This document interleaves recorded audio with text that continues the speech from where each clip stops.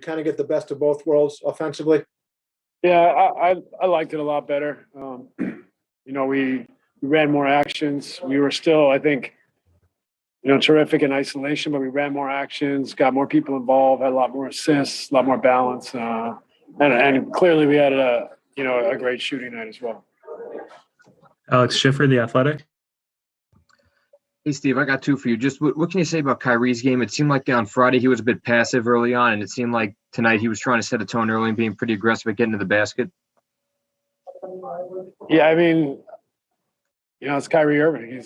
He didn't have a great game last time out. My money's on him anytime after a performance like he had where he couldn't quite get into the game in Game 3. And so I had a good feeling about him tonight, and he was outstanding. So I just loved his will to take some of this adversity and have a great game. He was terrific. And then Nick, it seemed like he gave you guys some good minutes in the first half. You talked about him on having an up and down game on Friday, you talked this morning about having to be a quick learner. It seemed like he gave you guys some good contributions after Friday. Yeah, I mean, Nick had 4 blocks in 8 minminutes. It was a plus 14. So, it was much better. I thought he was really active and disruptive. And he was really positive for us tonight. So hopefully it's something we can build on. Christian Winfield, New York Daily News. Hey, Coach, congratulations on the win. 18. Kevin Durant is sitting down to address the media now as the Nets take the 3-1 lead. Hey, Kevin, just a historic offensive performance tonight. Just did you guys feel in a rhythm right from the start, and what made the difference for you guys? Yeah, I think we were locked in on the defensive side of the ball the whole game, which kept us engaged in the offensive end. We didn't force anything. We played within the offense, and James was incredible at controlling the ball. Kyrie scored efficiently. I got some efficient shots. I think down the line, we just played a nice, efficient game. Michael Grady, Yes Network. Kev, I mean, it's unfortunate that this season even has to be asked, but someone tried to toss a water bottle at Kyrie, or did toss a water bottle at Kyrie as you guys were walking off the floor. Just your thoughts on just, again, an unfortunate act, and the fan was arrested, but just what can be done about, again, protecting players in situations like this? I mean, fans got to grow up at some point. I know that being in the house for a year and a half with the pandemic, got a lot of people on edge, got a lot of people stressed out. But when you come to these games, you got to realize, man, these men are human. We not animals. We not in a circus. You coming to the game is not all about you as a fan. So have some respect for the game. Have some respect for these human beings, and have some respect for yourself. Your mother wouldn't be proud of you throwing water bottles at basketball players, or spitting on players, or tossing popcorn. So grow the fuck up and enjoy the game. It's bigger than you. Greg Logan, Newsday. Kevin, along those same lines, how do you feel for Kyrie and the kind of performance he had today, and what does it say about his mental toughness, to handle this kind of abuse that he got? Kyrie has been through some tough times in his life that's off the basketball court. So him coming in here, this is sanctuary.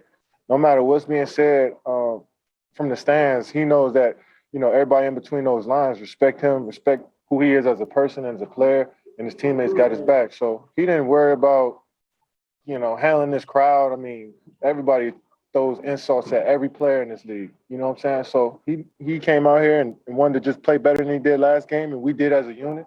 Wanted to play better than we did last game, and we came out here and executed. Christian Winfield, New York Daily News.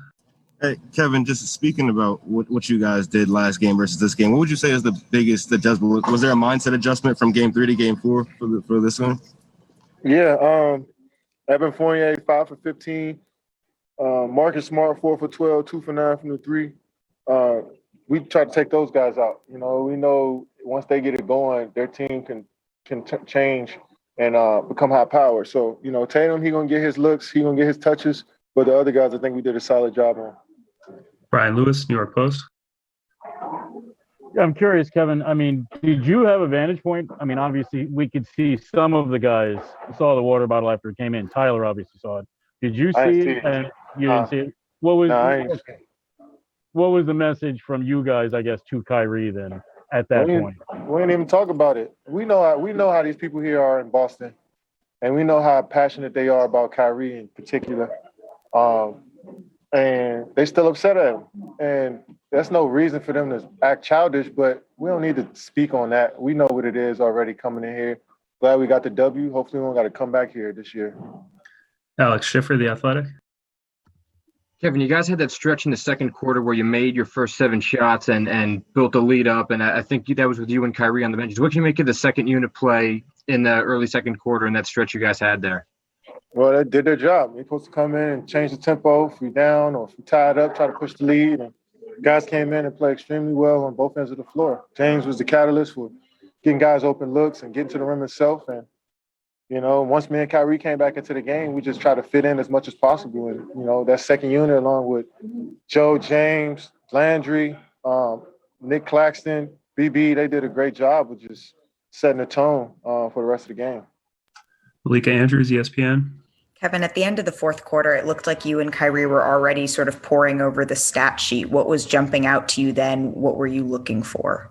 Their field goal percentage, how many more shots they got up than us, and their offensive rebounds. I think we pretty much controlled a lot of that. They shot 38 to 36 to 40% majority of the game from the field, and they only had 12 offensive rebounds. So. We look at that stuff, especially playing against this team, and we did our job, when it comes to that. Thanks, Kevin. Appreciate it. Thank you, Kevin. Thanks, Kevin. Thanks, Kevin. Smitty, for good reason, KD had some pretty strong words for the fan that threw a water bottle at Kyrie. I totally agree, Kristen. I mean, when you look at what's going on right now with a lot of these fans, it's just uncalled for. I mean, not only is childish, but it could be dangerous. You're throwing an object at a human being. I just think if you were at your job and somebody could come throw popcorn on you, could come spit on you, or throw a water bottle at you. This is a game. Come enjoy the game. Obviously root for your team, but there's no place for objects to be thrown at players. And it just appalled me, whether it's popcorn, a water bottle, Ryan, but it took me over the edge for somebody to spit on somebody else. That's the lowest of the lowest, and that's a disgrace. Smitty, things like this have always happened, but as players, we've always been told to be the bigger man, be the bigger person. Don't react, But I'm glad that with social media, these things are now having attention drawn to them. So at a certain point, enough is enough. And the biggest thing I took from what KD said, we aren't animals at the zoo. We are people too. So honor each and every man or woman with the same type of respect and dignity that you'd like to act. And there's a mentality that I got from certain places that I played. Some people buy a ticket to the game and they have a mindset like they bought a player. You didn't buy a player, you bought a ticket to watch a basketball game. So whether you like the fan or not, there are levels to the way you cheer and you honor yourself. And as KD said, even more so, you honor yourself and your family. Several instances like these led the league to releasing a statement just earlier this week enforcing a more strict code of conduct. Do you think that there's anything else that the league needs to be doing or any other parameters the league needs to have in place? I think to continue to make examples of these people who do so and to let them know, hey, this is how we can have a lifetime ban. You can't just have your buddy or friend or cousin buy you a ticket. You will not be allowed in a NBA arena. And I thought it was even bigger that the opposing teams where it happened, Philadelphia issued a statement. The New York Knicks issued a statement. So, yes, we want you to cheer for us. You're with us. This is playoff basketball. We're emotion. But, I think just letting everybody know that this is not going to be tolerated. Ryan and Kristen, I take it even a step further. You're banned from all NBA games in all 30 franchises.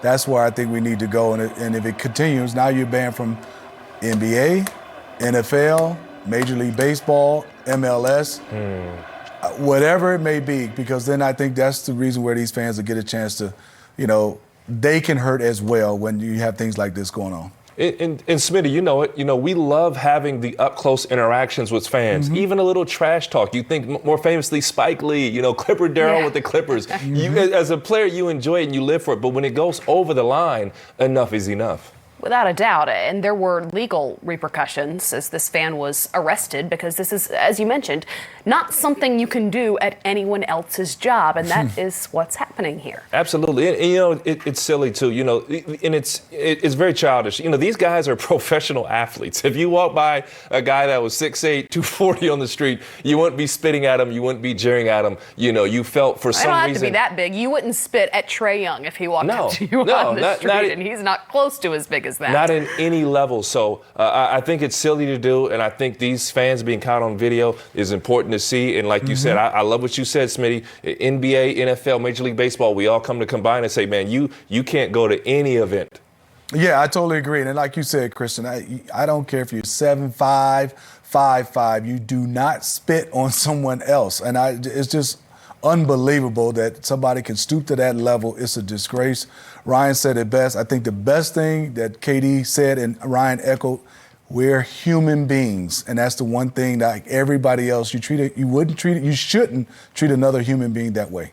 You are right. Well, we're going to take a quick break, but we'll be back with coach and player press conferences between the Nets and the Celtics, and we hope to hear from Kyrie Irving.